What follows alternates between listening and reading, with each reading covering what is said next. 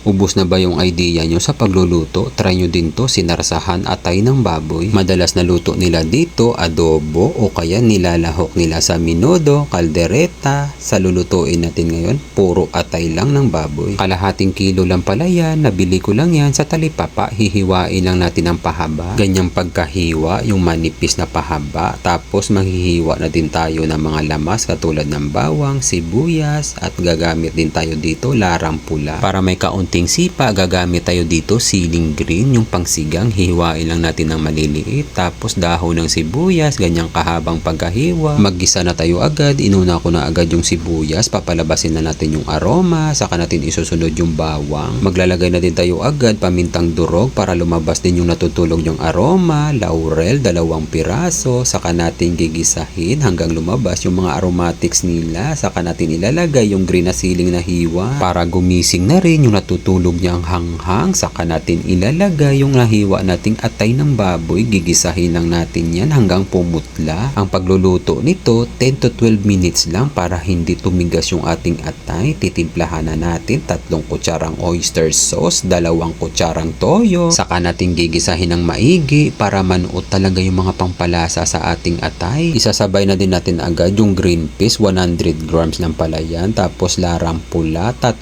kutsarang ketchup. Saka natin gigisahin ulit. Walang katapusang paggigisa to hanggang maluto. Dahil ang pagluluto nito mabilisan lang, 10 to 12 minutes lang. Ipagpatuloy lang natin yung paggigisa hanggang magmantika para masigurado talaga natin na manuot talaga yung mga pampalasa dun sa mismong atay. Saka tayo maglalagay 5 kutsarang tubig. Ang gusto kasi natin dito yung masosya, hindi sa masabaw. Kasi kung masabaw yan, kaldereta na yung kinalabasan.